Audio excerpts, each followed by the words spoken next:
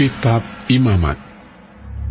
Tuhan berfirman kepada Musa, "Berbicaralah kepada Harun dan kepada anak-anaknya dan kepada seluruh orang Israel, dan katakan kepada mereka, inilah firman yang diperintahkan Tuhan. Setiap orang dari kaum Israel yang menyembelih lembu atau domba atau kambing di dalam perkemahan atau di luarnya, tetapi tidak membawanya ke pintu kemah pertemuan untuk dipersembahkan sebagai persembahan kepada Tuhan di depan kemah suci Tuhan, hal itu harus dihitungkan kepada orang itu sebagai hutang darah, karena ia telah menumpahkan darah, dan orang itu haruslah dilenyapkan dari tengah-tengah bangsanya."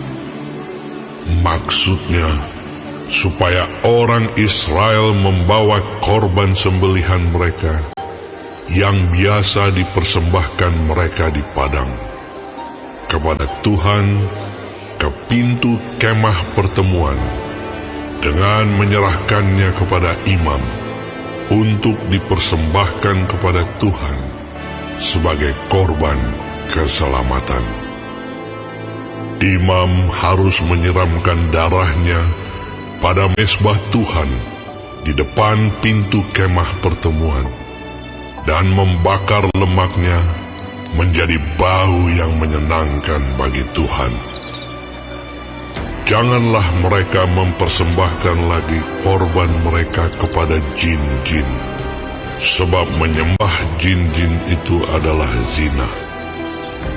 Itulah yang harus menjadi ketetapan untuk selama-lamanya bagi mereka turun-temurun.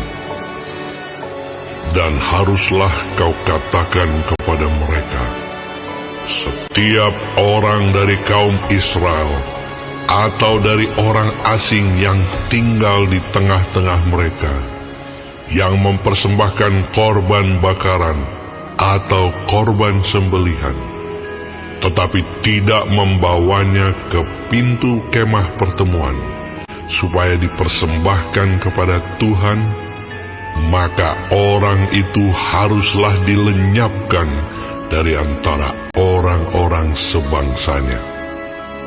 Setiap orang dari bangsa Israel dan dari orang asing yang tinggal di tengah-tengah mereka, yang makan darah apapun juga, aku sendiri akan menentang dia dan melenyapkan dia dari tengah-tengah bangsanya. Karena nyawa makhluk ada di dalam darahnya, dan aku telah memberikan darah itu kepadamu di atas mezbah untuk mengadakan pendamaian bagi nyawamu, karena darah mengadakan pendamaian dengan perantaraan nyawa. Itulah sebabnya aku berfirman kepada orang Israel, seorang pun di antaramu janganlah makan darah. Demikian juga orang asing yang tinggal di tengah-tengahmu tidak boleh makan darah.